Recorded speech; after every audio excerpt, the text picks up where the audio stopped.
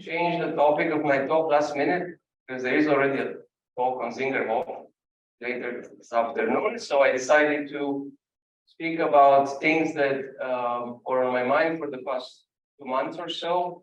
A joint work with Luigi Young from Bonn, Berlin, he's everywhere. All right, so this will be an application of Hodge theory to birational geometry, maybe a bit different from what we've seen so far in this conference, but hopefully still entertaining. So let me just, maybe I should add that I made the slides yesterday and I finished at 2 in the morning, so I cannot vouch for the correctness, but we can do a mental exercise to correct it as we read it.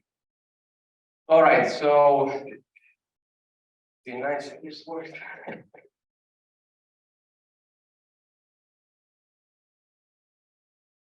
Let's do it like this. So I will start with recalling or introducing these notions of higher Dubois and higher rational singularities, which are meant to generalize the classical notions from birational geometry. And most of the work I'm going to recall here is done in the last 2 years or so by 3 groups of people, and they produced an impressive amount of work, hard to keep up with. So let me start with some definition. First, let me start with something slow. So for a reduced complex algebraic variety, which for me will always be denoted by Z, and this will in this talk be a hypersurface, there are 2 ways to generalize the classical de Rham complex from the smooth setup to the singular world. And I apologize for the blunder here. We generalize the de Rham complex by the de Rham complex, but you can do Keller differentials in this case when you have, for example, if you have a hypersurface. So if Z is hypersurface with X smooth, then you can define the sheaf of Keller differentials T of degree P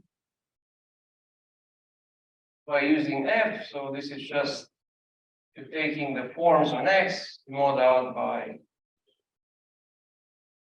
this is I hope is classical story, and then we restrict this to. So this will be the situation I'm interested in, and of course there is another way to generalize the de Rham complex by this Dubois complex, and these are both filtered complexes. With filtration playing the role of Hodge filtration. And this is defined using a simplicial or a hypercubic resolution. So I'm not going to get into too much detail about this because the definitions are actually quite irrelevant for what I want to say. But I want to somehow paint a complete story. So there is a natural morphism of these 2 filtered complexes from de Rham to Dubois, which in the case when the variety Z is smooth, is just the quasi-isomorphism, filtered quasi-isomorphism. In fact, as we'll see, I'm not that much interested in the complexes themselves as in their graded pieces with respect to these filtrations, which you might have seen in these guys. In course, for the classical de Rham complex, you just get the usual forms. So F is the filtration. F is always a filtration, yes. So in the case of Dubois, the Dubois complex, you get something in the bounded derived category of coherent sheaves on Z by taking these graded pieces with respect to the Hodge filtration. With the shift, maybe I should say this Dubois complex is what Dubois used to put the mixed structure on the homology, the variety Z, as an alternative to the Leans construction. And here is an example which may seem a little bit more classical. So if the variety has only mild singularities like quotient or toroidal singularities, then these graded pieces of the Dubois complex are just what's called the Zariski sheaves of P forms. So these are just extensions of the usual forms from the smooth locus by push forward.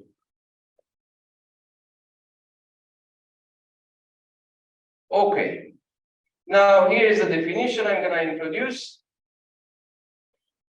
So for any integer, non-negative integer k, there is this notion of k Dubois singularities.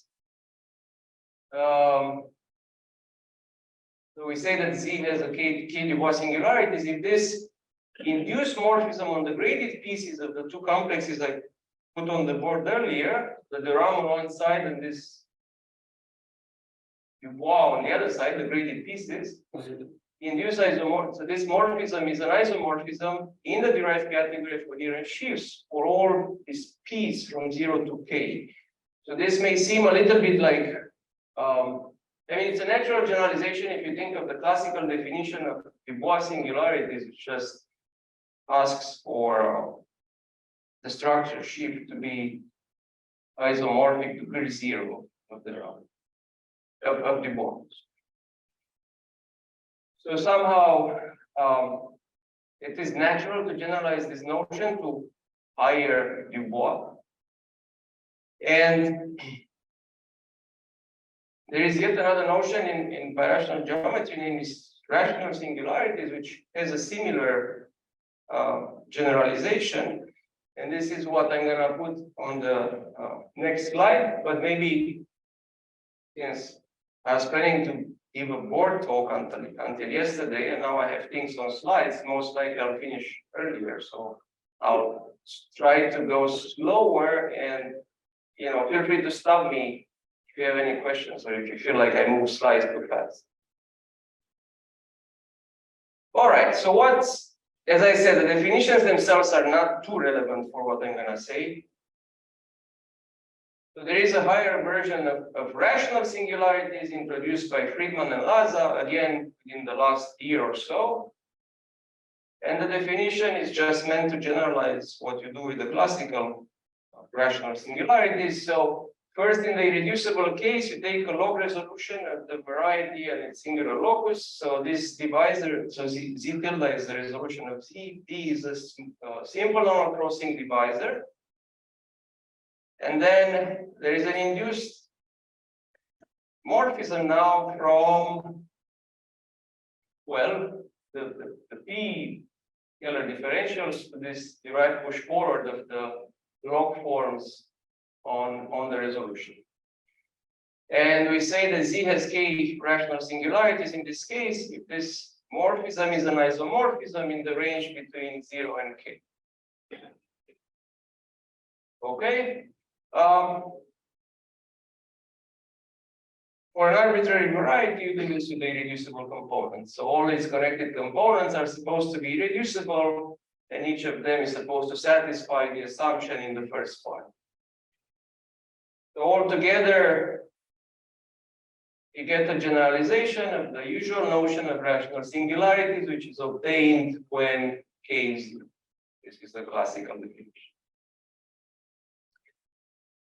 All right, so now I have two notions extending classical Dubois and rational singularities. And in birational geometry, there are some nice relations between these kinds of singularities in the classical sense. And as expected, there should be similar relations for these higher ones. And indeed, let me state one sample result. So I'm going to work from now on in the case when this Z is the hypersurface in a smooth variety defined by some non-constant regular function f. The result of Mustata-Popa and also Friedman-Laza says that k rational implies k Dubois, just like rational implies Dubois. Okay. How about the converse? Well, the converse is not true, but what's true is that K Dubois implies K minus 1 rational. So here you have a little bit of leverage because if you go high enough, you can drop the K and move from high enough Dubois to lower rational, which you cannot do with the classical notion. So I should just remark that this kind of results will be a consequence of what I'll say today. And also let me say that for people who know the story, these results here have been pushed, are currently being pushed to local complete intersections.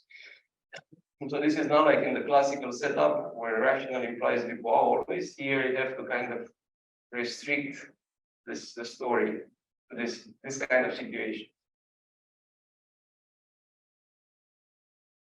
Okay, so the talk will have a few parts. So one is what I just said, so introducing higher,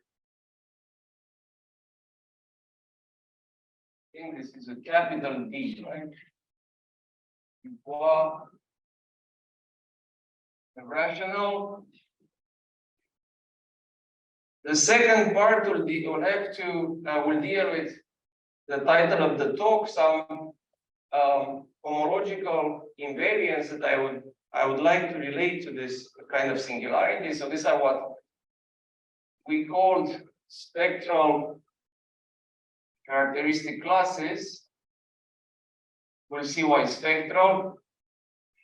So these were introduced a few years back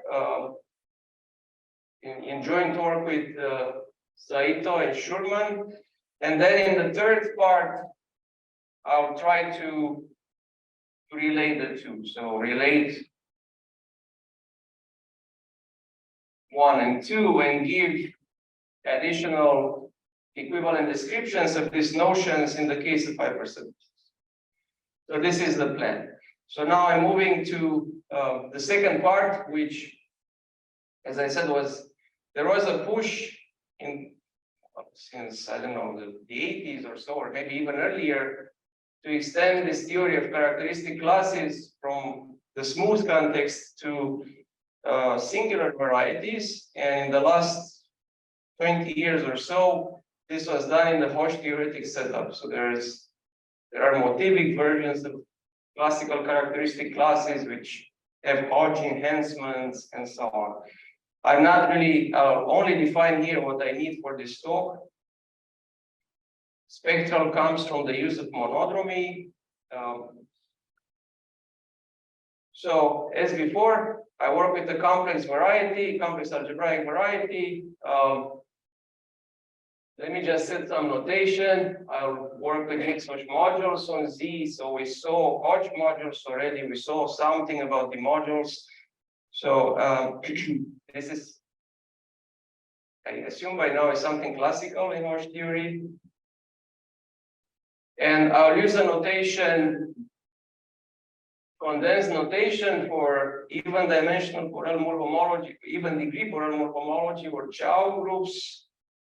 In some degree, I'll just call things HI. So this would be like a homological theory.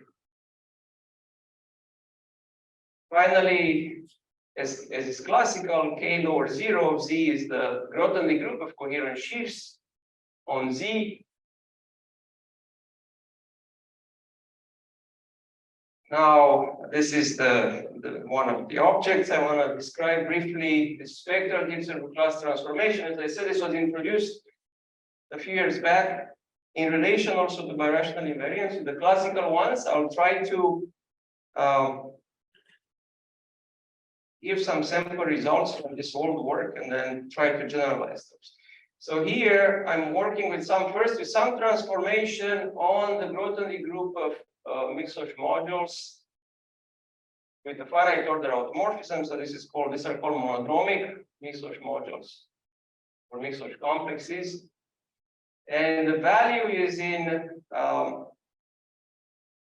polynomials in the variable t with fractional powers and coefficients in this homology. listed above. So or either Chow or Borel-Moore homology.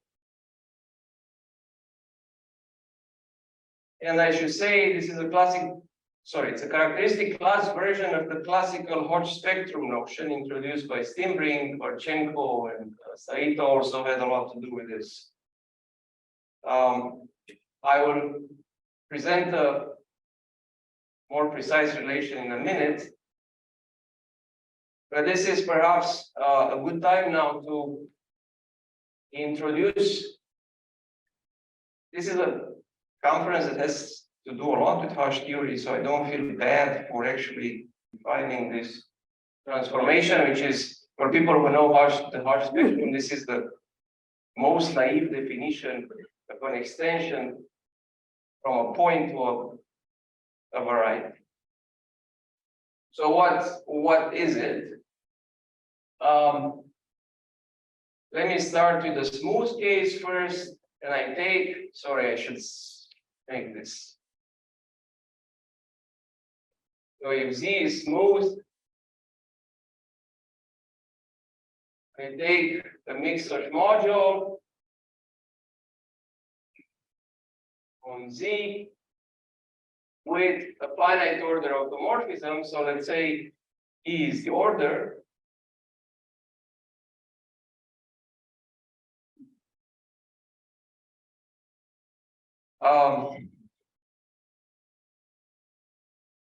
So what's behind here? There is a what's this category? So this is an abelian category which has a bunch of components attached to each object. So there is these are some words here: regular, holonomic,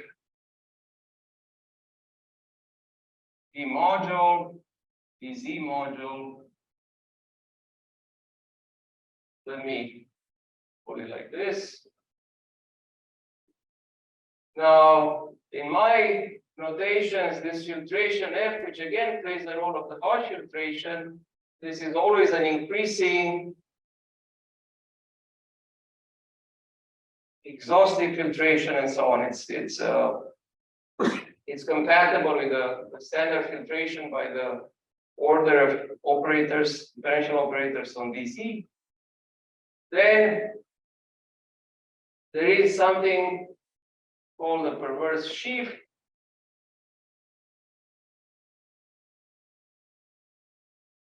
And each of these objects is supposed to have a weight filtration on it, which is compatible with the Riemann-Hilbert correspondence. So, and these things are supposed to satisfy lots of properties that are not needed here, but I will make use as needed of various things. So let me just give you one silly example of something like this. Let's say I start with maybe take the constant sheaf on Z. So I say Z is smooth. For now, take the constant sheaf and shift it by the dimension. Maybe I shouldn't put it like this. So I start with the simplest D module, so OZ with a trivial filtration. Then I take the constant sheaf Q, shifted by the dimension. So let's say the dimension is D.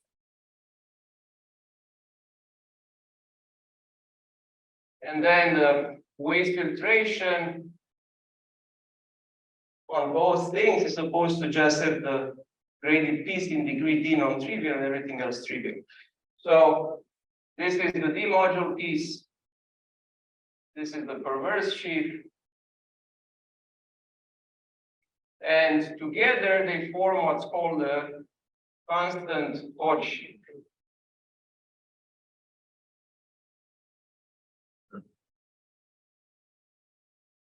Of course, nothing stops me from replacing this constant sheaf by an admissible variation of mixed structures with quasi-unipotent monodromy at infinity. And here now I'm going to have the associated bundle with connection, satisfying Griffith's transversality. Here I'm just going to have the underlying local system shifted by the dimension and so on. And the weight filtration comes from the variation. Well, for such an object, you have a de Rham complex, right? So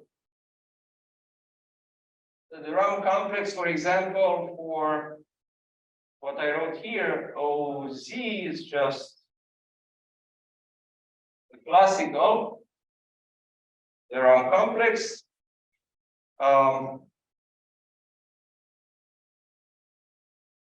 Yeah, maybe it's, I forgot, it should be shifted or not.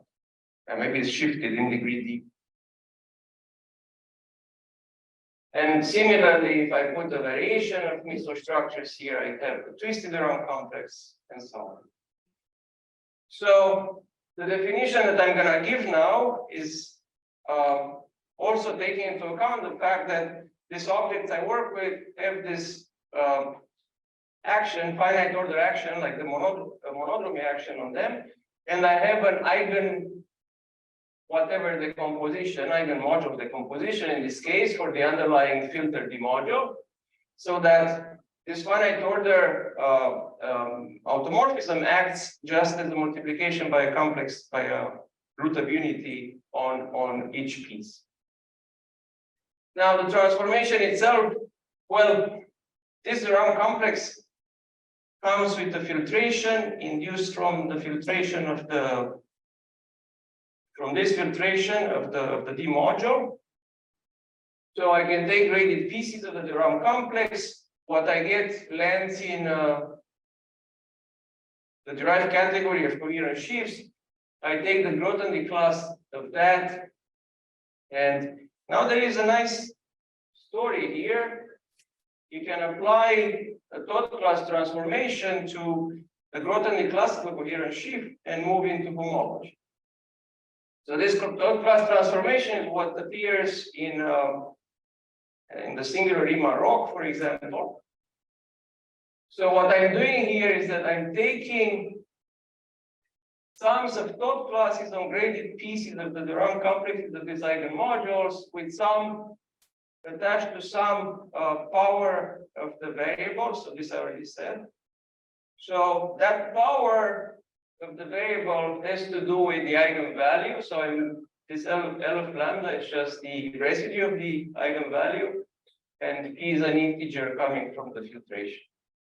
So I don't understand. Lambda is a root of its root of unity or no? Yes, yes. In the sum there, lambda to E. E is the order of the operator. Lambda is an E root of unity. I sum over those, and I take in this exponent here, I take the residue of that lambda.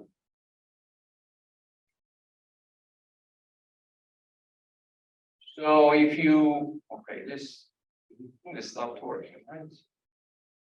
If you think how, if you remember how the Hodge spectrum is defined, for example, it's exactly the same sort of definition, except that you don't need the thought transformation there because you map to a point.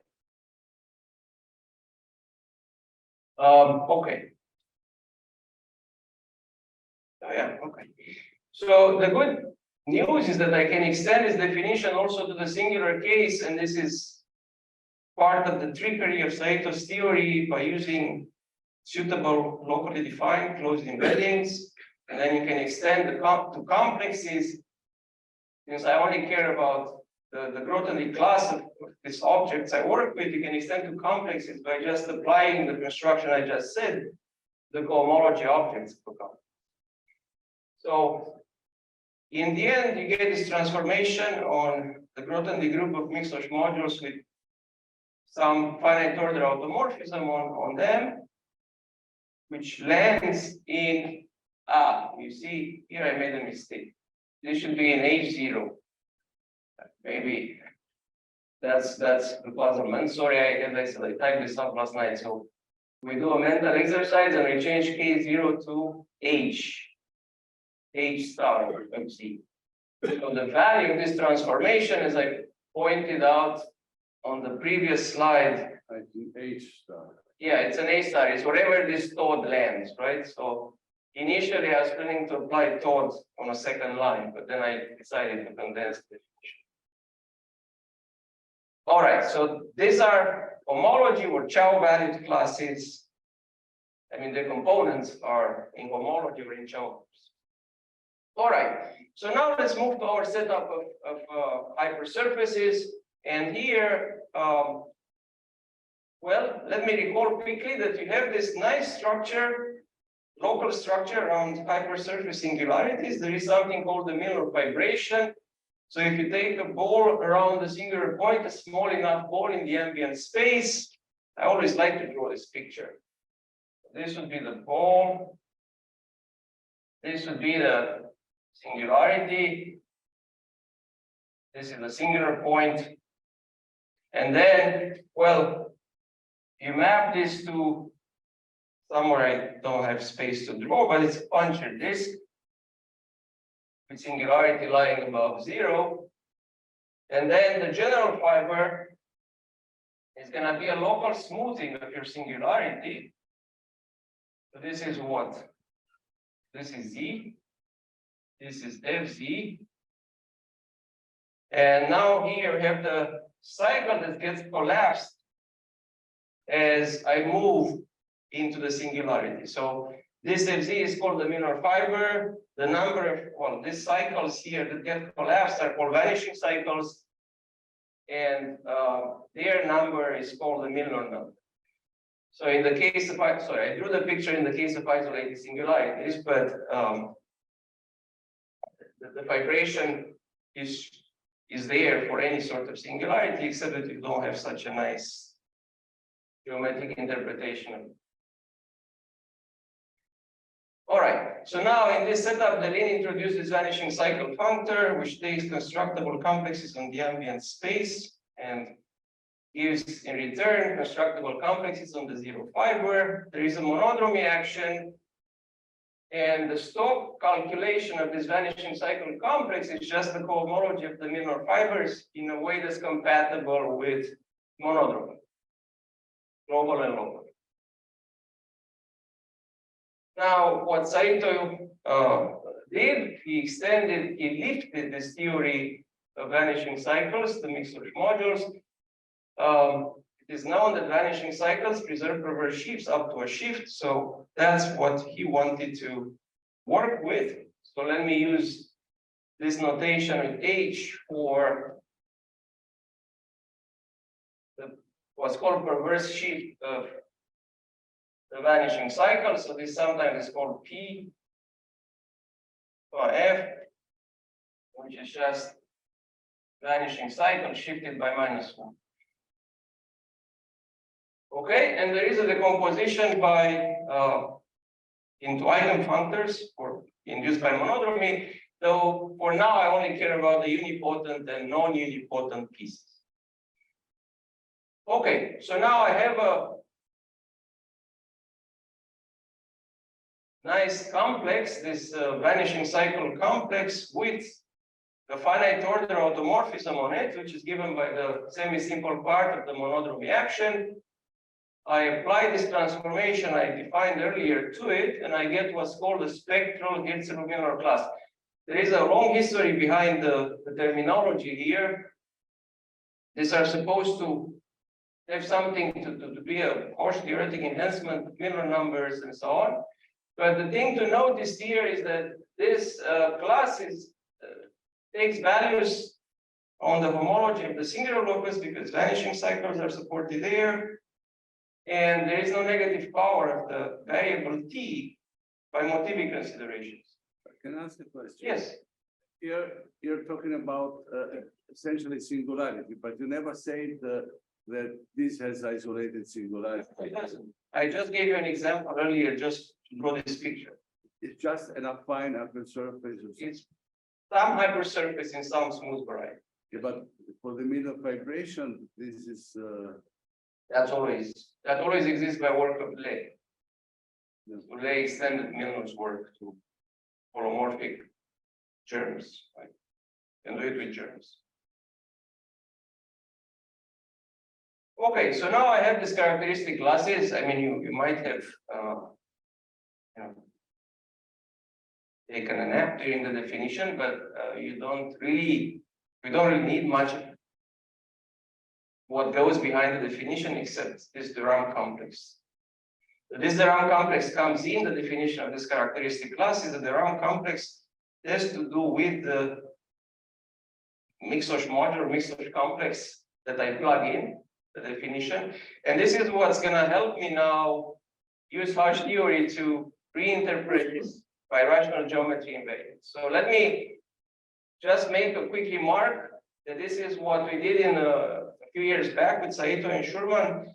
We noticed that this characteristic classes detect Dubois and rational singularities, and they also detect jumping coefficients of multiplier ideals. I'll get to that at the end if I still have time. But let me just list some sample results. This is bad. So, as I said, this minor, the spectral minor classes, I guess I use T, right?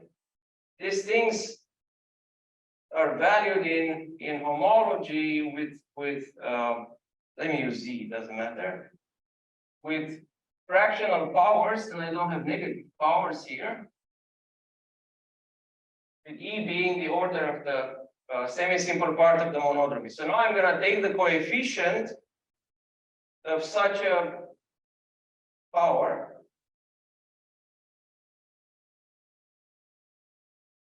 So if I use this notation, this means the coefficient of T to alpha, or alpha some rational number. This will appear a lot, so it's good to have it written down. So now one of the sample results is that Dubois, having Dubois singularities implies certain vanishing of coefficients of this spectral Hilbert minor class for exponents less than 1. And positivity results for this dot class transformation in the projective setting also allows me to conclude that the converse holds if the singular locus is projective. So, for example, if I have points, and this brings us back to a corollary of to a result of Ishii, to show that if Z has only isolated singularities, then Dubois is equivalent to the vanishing of this zeroth piece of the Hodge filtration in the only non-trivial cohomology, the top cohomology of this minor fibers. Okay, now I said something about jumping coefficients for multiplier ideals. This is a sample result that detects that. So rational number in 0, 1, I'll make this more precise later on. I'll try to generalize this. So if such a rational number is not a jumping coefficient, implies that the corresponding piece of the spectral characteristic class for T to that coefficient is 0, with the converse holding if the singular locus is projected. All right, so this is old. I mean old. This was published in 2020, but it was written a few years before that. And as I said, the subject evolves very fast, and I want to get to the higher version. But before I do that, let me remind you that Saito or Carl Schwitz showed that Dubois is equivalent to what's called low canonical. So this is low canonical means the smallest jumping number of the multiplier ideal of C is 1. And in the projective, when the singular locus is projective, this is recovered by this theory. There are higher versions of low canonical, as you can imagine, K low canonical, which will turn out to be equivalent to K Dubois, but that's also part of the story that comes up later. Okay, so now I want to generalize this kind of results and show that spectral characteristic classes also detect this new notions of Dubois and rational in the higher set.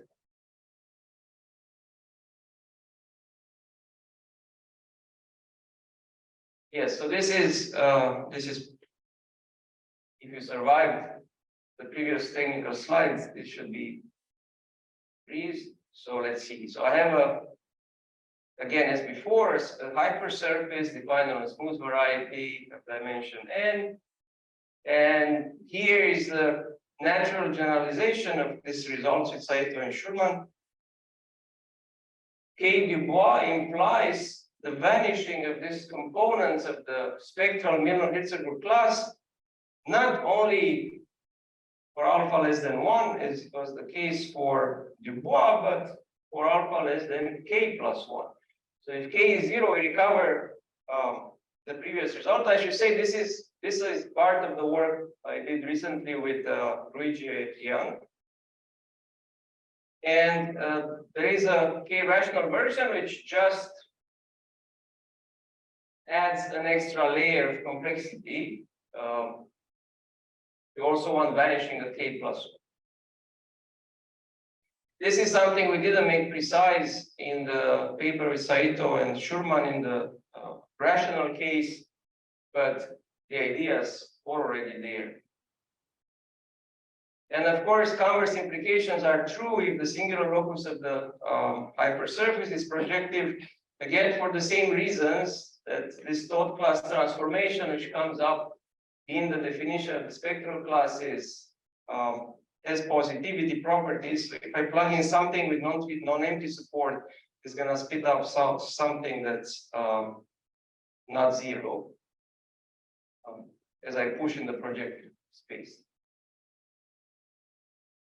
All right, so now what's behind this? This is a consequence of the actual mixed module structure of the vanishing cycle complex. So we're describing, we give an equivalent description of these notions of K Dubois and K rational in terms of the Hodge filtration on this vanishing cycle complex. So I said here that this functor preserves reverse sheaves or mixed modules. So if I plug in this mixed module on it, on the ambient space, I get another mixed module on the hypersurface.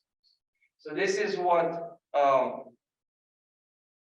will give us the results that I intend to describe here. And this is somewhat classical. I mean, people have looked at this vanishing cycle complex for some time now, and Saito has a lot of papers trying to attach new and newer invariants to it, and so on.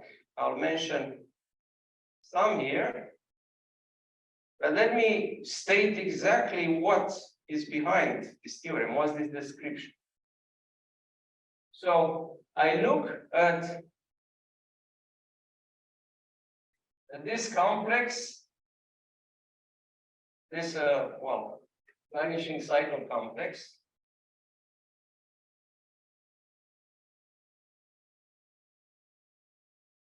So as I said, the piece here is in what's called the smooth mixed module on X. I plug in vanishing cycles, I get the mixed module on Z. It has a Hodge filtration coming from the underlying D module once I embed this into something smooth. And vanishing of graded pieces with respect to that Hodge filtration in the range from 0 to K is equivalent to K Dubois.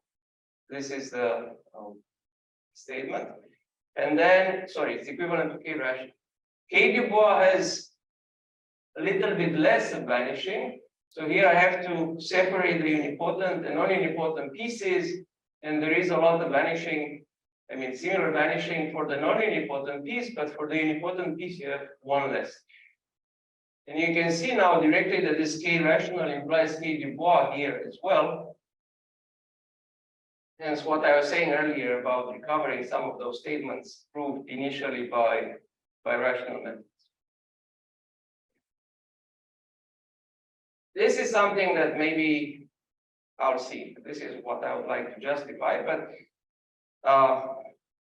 if you ever looked at isolated singularities and their Milnor fibers, there is a nice result about adding two functions with isolated singularities or two functions with any singularities and trying to calculate the Milnor fiber of the composite of the added function of the sum of the functions in terms of the Milnor fibers of the pieces.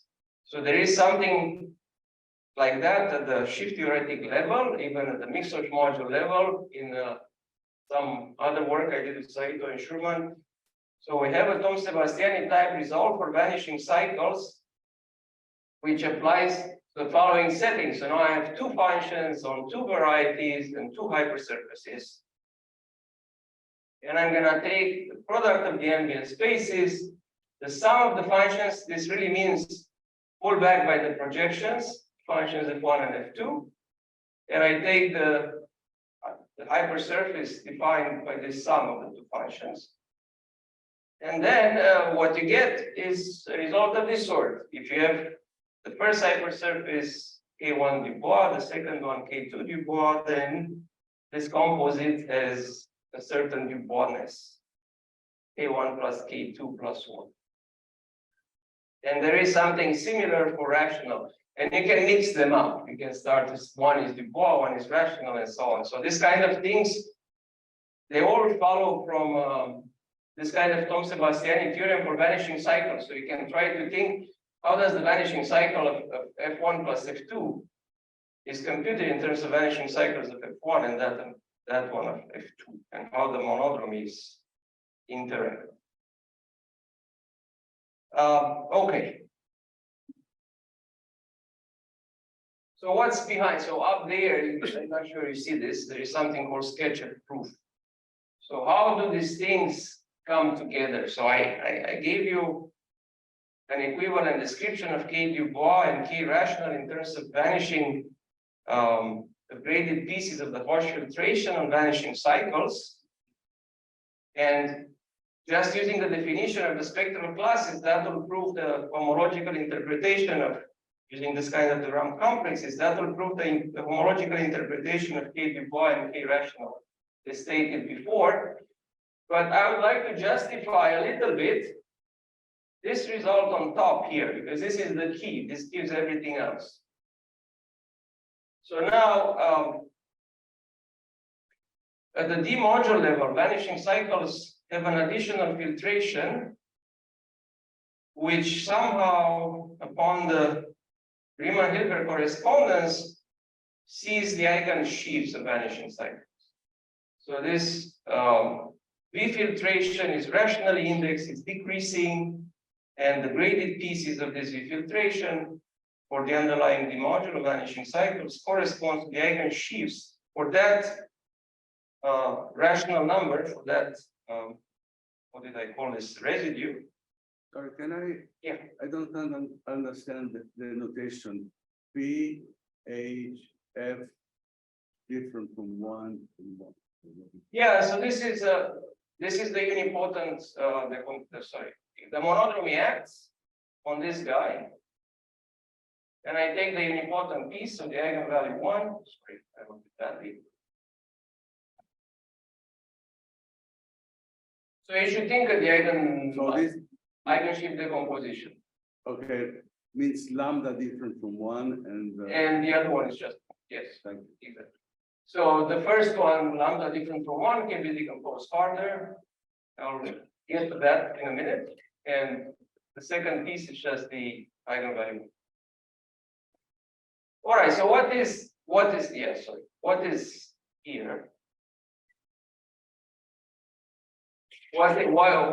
What's behind this kind of result? So there is something called the Bernstein-Sato polynomial of F. So this is a minimum degree polynomial in S, call it BF of S, satisfying this functional identity. So BF times F to the power S is some operator depending on S, on the ambient space, applied to F to S plus 1. And there is a big conjecture behind this polynomial called the monodromy conjecture, which maybe, I don't know if Manuel will talk about it or not, but there is a big crowd, a large crowd of people working on it. And then there is something called the minimal exponent, introduced, I guess, by Arnold in the case of isolated singularities, and many people worked on it in that setup, including Marchenko, Lezer, and so on. And then Saito defined this for any kind of singularities. So this is the smallest root of this polynomial I wrote there. So 1 is always the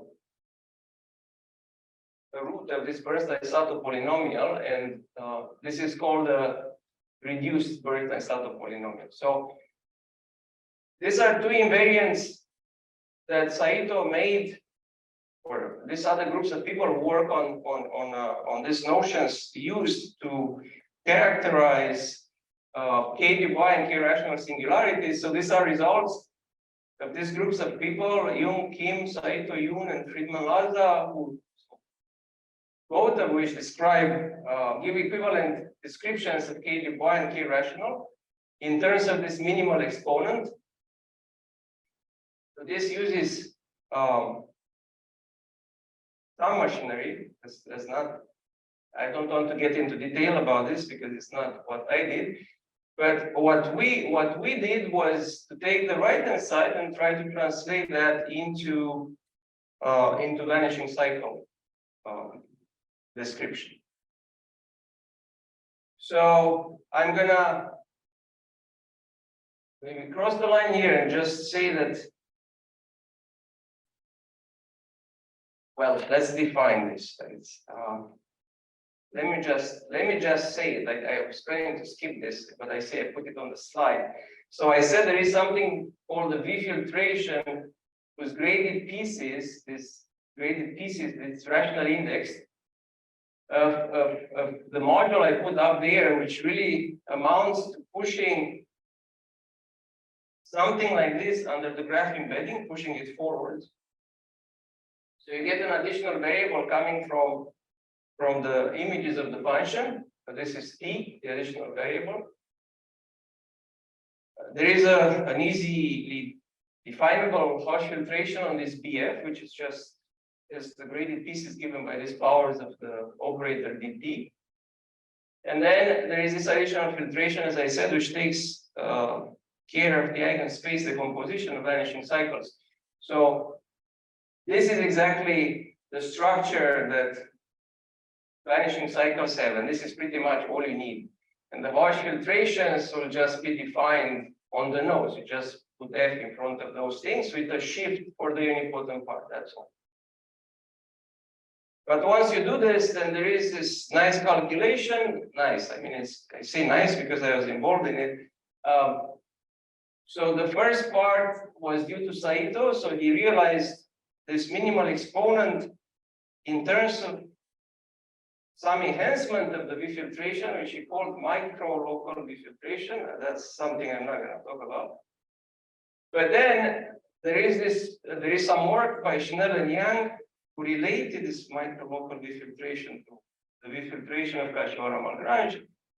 And finally, the things that we did was to notice that this description, this relation between the two sorts of filtrations, helps us to translate the K Dubois, or if you like, this lower bound of the minimal exponent in terms of vanishing pieces of the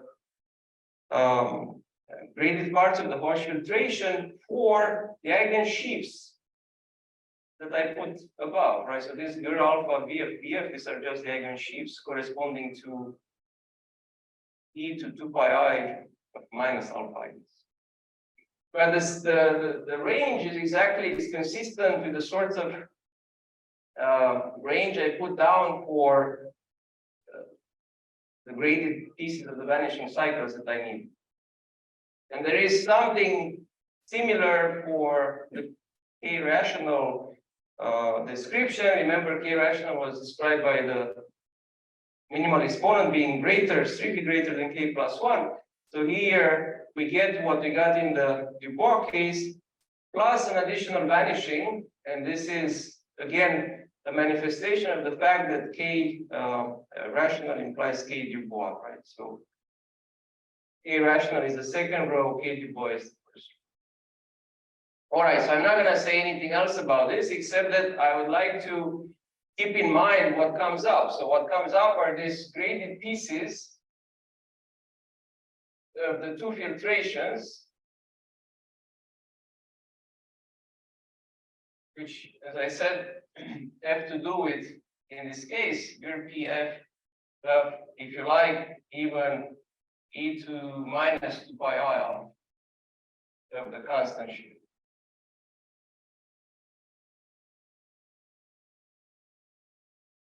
Okay, so since I still have a few minutes, I'll abuse it. So let me just talk about this. I said something about multiplier ideals and jumping coefficients. So these are classical notions of birational geometry. And here we introduce actually a higher, consistent, higher notion of multiplier ideals and their coefficient, jumping coefficients. So the same story, I work with a reduced hypersurface in a smooth variety. And there is this, well, definition that one makes on the nose.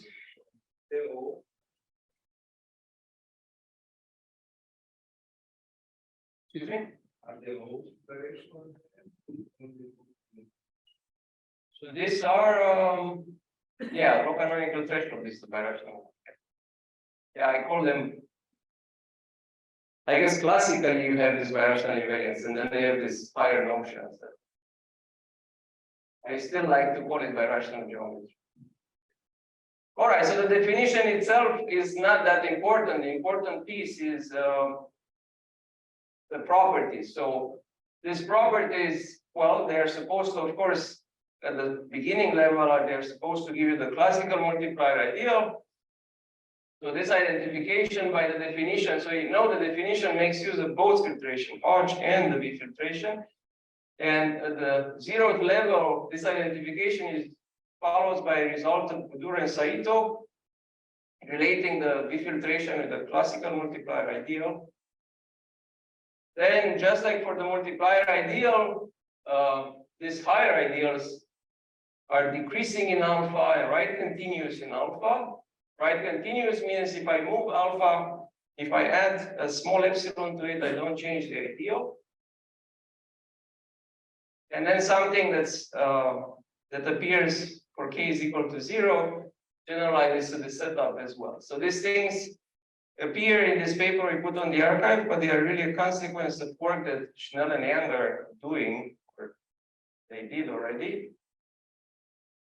And of course, now the jumping coefficient is just the same as you define it for the classical multiplier ideal, with the benefit of the definition itself tells me these things that are supposed, these ratios that we don't want to vanish, are exactly this graded parts for the Hodge and refiltration, which appeared later on in the description of K Dubois and K Rational. So it should not be a surprise that this jump, having or not having a jumping coefficient, is related to K Rational or K Dubois, right? So this is the result we have here. So K Dubois is equivalent to this higher multiplier ideals having no jumping coefficients in 0, 1, closed at 0, in the range between 0 and K.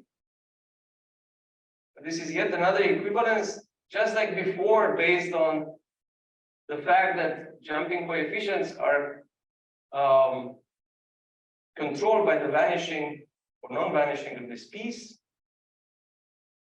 And similarly, we can do something about K rational in terms of jumping coefficients. So we have what we have for Dubois plus another condition.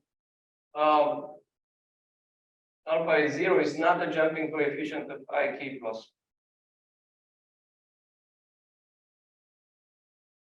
This is a direct consequence of this Hodge theoretic interpretation of the jumping coefficient, right? Which I put on the board earlier for the unipotent and non-unipotent part. Here I can do a little bit, I can be a little bit more precise and just restrict to the eigensheaves of vanishing cycles and take vanishings of graded pieces of the Hodge filtration in a certain range. So again, for K is equal to 0, this is already in this was already on one of the slides in the work with Saito and Schuermann, and this is an enhancement to these higher ideals. And similarly, there is something for, yeah, here I have to, sorry, I should say this. I have to separate the two cases open 0, 1, and 0 due to the unipotent and non-unipotent piece. The story is that the Hodge filtration on the unipotent piece has a shift by 1, and I always have to take that into account and separate the two cases. Okay, so now finally, jumping coefficients of these higher ideals are also detected by spectral units over classes, just like the jumping coefficients for the classical multiplier ideal was, and this is the result. It's a consequence of what I wrote on the board. So a rational number is not a jumping number of the L multiplier ideals in the range from 0 to k. So this was the equivalence of, this was equivalent to k du Bois, right, earlier. Implies a certain vanishing of the coefficients of the spectral Hitzebro-Milnor class. So this is really a consequence of some of the results I put on the board earlier. And again, the converse is true if the singularities, if the singular locus is projected. So I think, yeah, this ends what I wanted to say. And well, thank you.